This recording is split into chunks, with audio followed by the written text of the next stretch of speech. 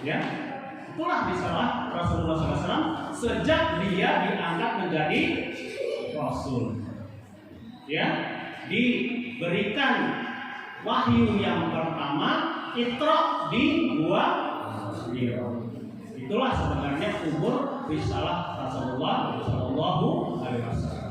Makanya di situ disebutkan hijrah. Hijrah artinya hijrah dari Rasulullah dari Mekah ke. Nah, sekarang kaitannya kalau cerita itu mungkin kita sudah banyak dengar mengenai hijrahnya Rasulullah SAW. Namun sekarang kita kaitkan dengan kita. Apa itu umur? Ya, kita akan mengulang kemarin sempat kita bahas sekilas ketika kita pengajian malam Jumat. Nah, tidak ada salahnya. Tadi juga ditanya apa itu umur.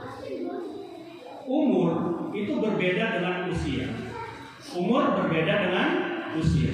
Kalau usia mungkin ketika kita lahir pertama dilahirkan, mungkin dulu ada yang lahir tahun 71 ya, bulannya Juli, tanggalnya 13 ya. Nah, sekarang umurnya sudah 52 tahun, bukan umur tapi usia. Tapi pertanyaannya apakah usia itu sudah umur? Nah ini, jadi umur itu artinya adalah segala sesuatu yang urusannya itu baik, urusannya itu bermanfaat. Jadi ketika dia menggunakan usianya untuk segala sesuatu yang bermanfaat, sesuatu yang baik, itulah yang dinamakan dengan umur. Maka benar ketika ada orang Indonesia mengucapkan selamat panjang umur ya, betul. Doanya selamat panjang umur, betul. Artinya usia dia itu semakin bermanfaat. Contoh mudahnya sekarang gini, kita lahir tahun 71 misalnya saya. Kemudian saya baru sholat setelah umur 20 tahun misalnya, ya. Jadi setelah saya akhir balik mungkin umur 10 tahun itu sampai umur 20 tahun itu nggak bermanfaat tuh. Kenapa? Mungkin saya masih blenyor, masih kenal dengan maksiat, perbuatan sia-sia, perbuatan yang membuat Allah Subhanahu wa taala itu murka kepada saya. Itu belum umur namanya. Umurnya adalah ketika dia sudah ketika dia sudah usia 20 tahun sampai sekarang. Jadi berapa? Misalnya udah 52 tahun sekarang berarti 32 tahun umurnya. Baru 32 tahun. Nah, Markus masih muda. Gitu. Ya. Jadi, tapi kalau kita itu jangan bangga ketika umur kita dianggap muda. Kenapa? Yang tetap saja ketika umur 10 tahun sampai 20 tahun itu dipertanggungjawabkan. Kecuali Allah Subhanahu wa taala mengampuni dosa kita, ya. Allah mengampuni dosa, ya, mudah saja ya. Allah Subhanahu wa taala mengampuni dosa kita. Namun itulah sebenarnya hakikat dari umur. Makanya Allah Subhanahu wa taala menyebutkan di dalam Al-Qur'an di surat Yasin sering kita baca, innama ya, bukan. Yang kun fayakun. Innama amruhu idza arada syai'an ayyaqula lahu kun fayakun. Innama sesungguhnya amruhu jika Allah mentakdirkan sesuatu yang bermanfaat, ya. Amruhu itu sesuatu yang Allah takdirkan nggak mungkin nggak ada yang bermanfaat, ya kan? Apa yang Allah takdirkan itu ada nggak yang bermanfaat? Semua bermanfaat. Maka innama amruhu. Jadi segala sesuatu yang Allah tetapkan urusannya itu cukup Allah mengatakan kun, ya, maka fayakun. Maka cukup Allah menyebutkan kun, jadi maka jadilah, ya. Maka kita kemudian mengikutinya. Apa diikuti kita? Sering kita baca, benar nggak? Kadang-kadang bisa baca tapi kita nggak ngerti ini maknanya. Apa? Ya, inna sholati wa nusuki wa mahsyai. Ayo kita sama-sama. Inna sholati wa nusuki wa mahyaya wa mamati lillahi rabbil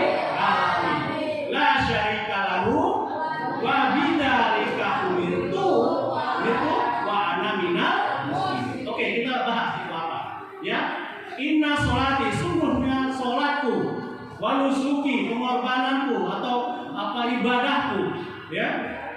Wa mahyaya, hidupku, wa mamati, matiku, lillahi rabbil alamin. Hanya untuk Allah, hanya untuk Allah, Rabb sekalian alam ini. La syarika lahu. Tidak aku mempersekutukan Allah. Tidak ada sekutu bagi Allah Subhanahu wa taala. Dalam hidup ini kita tidak mensekutukan Allah Subhanahu wa taala. La syarika lahu wa bidzalika umirtu. Nah, seperti itulah urusan saya. Nah, itu dia tadi. Nyampe kan? Itulah, seperti itulah urusan saya yang diperintahkan kepada saya. Yang diperintahkan kepadaku, ya. Wa ana minal muslimin, dan aku ini termasuk orang-orang yang berserah diri. Muslimin itu artinya kita berserah diri. Kalau kita pengakuannya seperti itu, benar nggak di dalam kehidupan kita sudah seperti itu? Pertanyaannya, benar nggak hidup kita sudah kita manfaatkan untuk Allah? Benarkah hidup kita ini kita gunakan untuk taat sama Allah atau mengikuti hawa nafsu kita? Ya, makanya dalam kehidupan kita senantiasa diberikan pilihan oleh Allah Subhanahu wa taala untuk ujuraha wa ta. Maka Allah Subhanahu wa taala berikan pilihan kepada kita. Jalan yang bujur, jalan yang jelek, jalan yang buruk, jalan yang maksiat atau jalan yang takwa. Pilihan kita.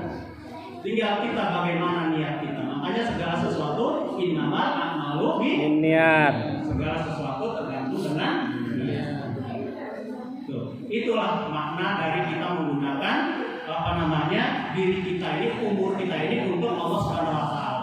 Maka kemudian Allah Subhanahu wa taala untuk itu Allah Subhanahu wa taala perintahkan kepada kita untuk senantiasa bersyukur kepada Allah Subhanahu wa taala. Dengan apa kita mengucapkan la ilaha illallah wahdahu la syarikalah lahul mulku wa lahul hamdu yuhyi wa yumiitu wa huwa ala kulli syai'in qadir. Ayo sama-sama.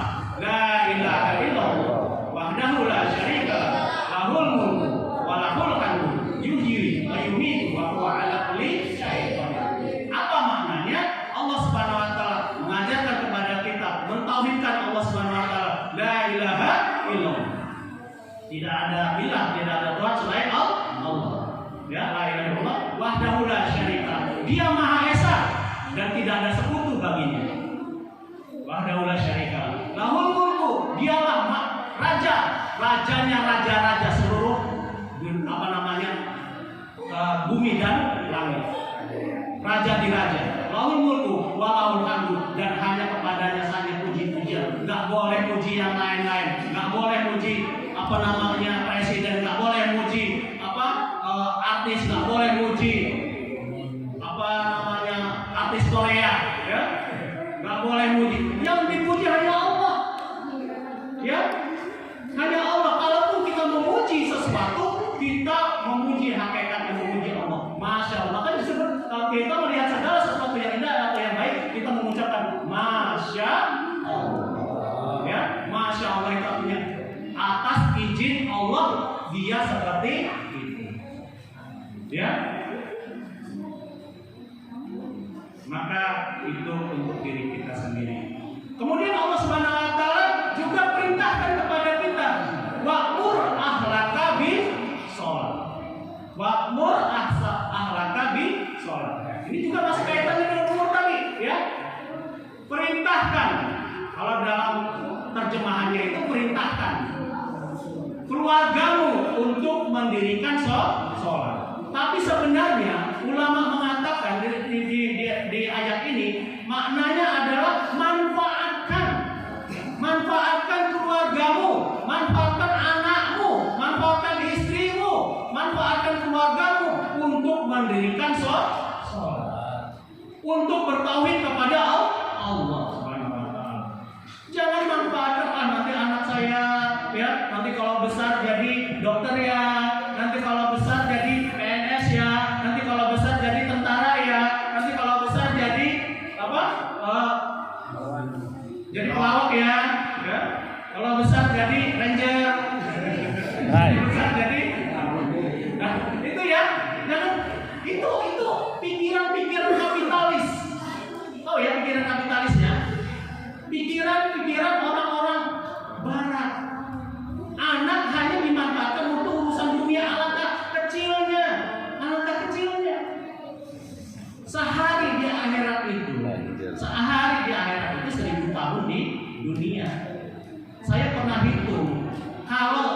1000 tahun itu dibagi 24, kalau satu hari satu malam itu kan 24 jam. Itu satu jamnya itu kurang lebih 41,6 bulan. Artinya taruhlah 41,5 tahun. Itu 1 jamnya loh. Artinya kalau jadi PNS itu perlu sampai segitu loh. Kalau jadi PNS ya anak itu. Jadi PNS paling 30 tahun atau 35 tahun itu udah lama banget. Nggak sampai 1 jam. Apa yang dibanggain? Itu kalau dia masuknya bagus-bagus aja. Kalau dia masuknya mogok pula. Ya, jadi polisi kan mogok pula. Ya. Jadi presiden mogok pula. Presiden apalagi cuma 5 tahun. 10 tahun paling lama. Ini minta 3 periode lagi malahan. Ya. Mau bilang Izali. Apa artinya gitu loh? Kalau itu yang jadi standar keberhasilan orang tua. Bukan itu keberhasilan orang tua. Keberhasilan orang tua yaitu tadi wa'mur ahlaka bis-shalah. Apa manfaatkan anak-anakmu mendirikan sholat, manfaatkan anak-anakmu menjadi pahlawan, pembela bumi ini. Loh, apa hubungannya? Oke, bahas. Kata Rasulullah, kalau di dunia ini masih ada orang yang mengucapkan Allah saja, maka bumi ini belum akan kiamat. Artinya kalau anak-anak kita sudah mati, mereka masih bisa mendirikan sholat lebih dari kata Allah, lebih daripada la ilaha illallah. Bahkan hanya sekedar mengucapkan Allah saja, maka bumi ini belum dikiamatkan oleh Allah SWT. Artinya anak-anak kita ini adalah sebagian dari defender of earth. Jadi pembela bumi itu sebenarnya. Jadi pahlawan-pahlawan anak-anak kita. Apabila kita manfaatkan mereka menjadi orang-orang yang bertauhid, mengucapkan la ilaha illallah, kemudian menjaga sholatnya, ya, maka dia adalah aset dunia ini. Sampai dunia ini tidak ada lagi yang dapat mengucapkan la ilaha illallah, maka dunia ini akan dihancurkan, dikiamatkan oleh Allah Subhanahu wa Ta'ala. Maka keberhasilan yang pertama dan utama orang tua terhadap anak-anaknya adalah manakala anak-anak sudah dapat menjaga sholatnya tanpa kita perintah lagi, tanpa kita marah-marah lagi, tapi dia begitu azan dia sudah datang ke masjid. Apalagi kalau dia sendiri yang pegang mic kemudian dia azan, masya Allah, kebanggaan itu. Ya, kalau punya duit beli mobil deh, ya, nggak motor dulu lah ya. Nah, kalau masih itu sepeda dulu lah ya, sepeda dulu. Jadi itu, tanamkan pada diri kita, ya, tanamkan pada diri kita, wa'mur ahlaka bis-shalah. Manfaatkan anak-anak kita itu untuk bertauhid dan menjaga sholatnya. Itulah keberhasilan yang pertama dan utama orang tua. Selanjutnya itu terserah Allah Subhanahu wa Ta'ala. Karena anak-anak kita itu milik Allah Subhanahu wa Ta'ala. Takdir dia sudah ditetapkan Allah Subhanahu wa Ta'ala 40 tahun sebelum bumi ini diciptakan. Tapi untuk ketauhidan dan sebagainya itu adalah tanggung jawab dari orang tua. Insyaallah ya, mungkin itu saja yang dapat saya sampaikan. Ya, mungkin ini hakikat untuk diri saya sendiri.